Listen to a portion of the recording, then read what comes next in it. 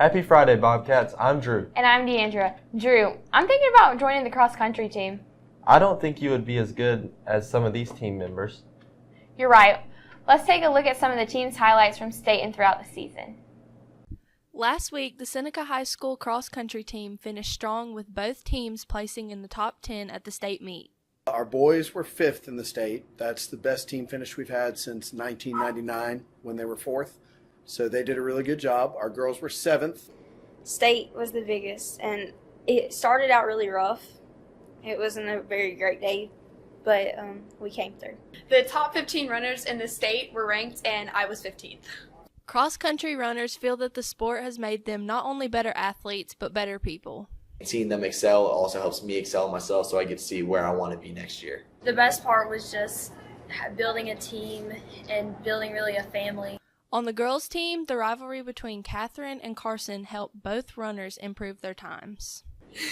Carson has worked her butt off all season, and I could not be more proud that as a freshman, she's beating me. Without Catherine, I probably wouldn't have broken 20. And we're proud to have been there and did what we did. We congratulate the cross-country team on a strong finish. Thank you, Bella, Carson, Catherine, Riley, and Coach White. I can relate to your teammates being like your family. Me too, Drew.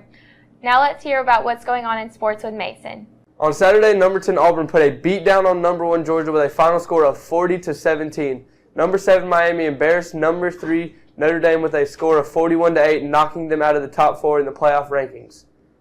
Number 4 Clemson beat unranked Florida State 31-17, winning the ACC Atlantic Division. Number 2 Alabama barely survived against number 16 Mississippi State, winning the last 30 seconds of the game. The final score was 31-24. This Saturday, number 2 Clemson plays against the Citadel at 12:20 at Death Valley. The new playoff rankings came out Tuesday. Alabama is back at 1, followed by Clemson at 2, Miami at 3, and Oklahoma at 4. Thank you, Mason. Hey, Drew, I'm kind of upset about the weather going back to being warm again. Aren't you the one who always complains about the cold? Definitely not. But anyways, let's hear more about the news and weather. This week on Tuesday, U.S. President Donald Trump flew home after going on a trip to Asia. The purpose of his trip was to shore up relations with Japan, South Korea, China, Vietnam, and the Philippines.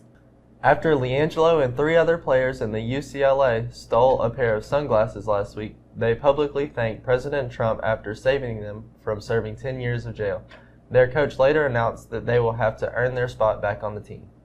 Today's weather is mostly sunny with a high of 62 degrees and a low of 42. Unlike Saturday, which is mostly cloudy with a 50% chance of rain, and Sunday is mostly Today's weather is mostly sunny with a high of 62 degrees and a low of 42. Unlike Saturday, which is mostly cloudy with a 50% chance of rain, and Sunday is mostly sunny with a high of 52. Hey! Where did you get those clothes? At the toilet store? Drew, did you know that today is National Toilet Day? Interessante. Let's hear more about it. I'm in the studio with Miss Carlisle from the Interact Club to talk about the toilet challenge. So what is it? We're really interested, when I say we, I mean the Interact Club, we're really interested in telling people about the dangers of sanitation, a lack of sanitation in the world. There are about 7.5 billion people in the world today, and about 4.5 billion people do not have toilets at home. So, on Friday in the cafeteria, we will have toilets set up at both sides of the cafeteria, and there'll be a challenge to see who can get the toilet paper roll into the toilet, and a small prize for those who are successful. We hope that people will give us their loose change and come on out and do the toilet challenge and maybe flush after they've done it. Okay, thank you. Now for the announcements. This week, the Internet Club is promoting World Toilet Day by calling attention to the need to contain waste. Have your loose change ready to play the toilet toss game at lunch today and win a small prize. We have 3 boxes at Seneca High School to collect Toys for Tot. 1 is in the front lobby, 2nd is in the guidance, and 3rd is in the media center. The target age for toys is up to 12 years old. Boxes will be picked up on December 8th. So, Deandra, when is it okay to begin to wear Christmas attire and listen to Christmas music?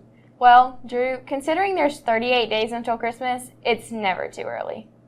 Well, I think that you should not be wearing Christmas attire until after Thanksgiving. Well, I don't see how Thanksgiving relates to wearing Christmas attire, but let's hear more people's opinions on this topic. After Thanksgiving? Yeah. Right after Thanksgiving. You Right after Thanksgiving to decorate and listen to Christmas music. Christmas clothes, I would say November. How about music? July. Absolutely. Christmas in July. Thank you. I still believe it is not okay to be wearing Christmas attire yet. Well, that certainly is just your opinion, Drew. Also, we've used the word relate a lot today. Well, how does that relate to what we're talking about? Well, to relate is to give an oral or written account of in some detail.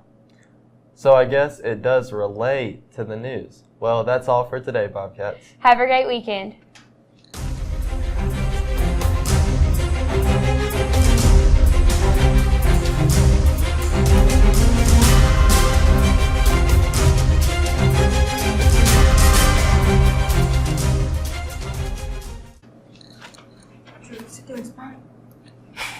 They publicly thanked President Trump after saved them from what?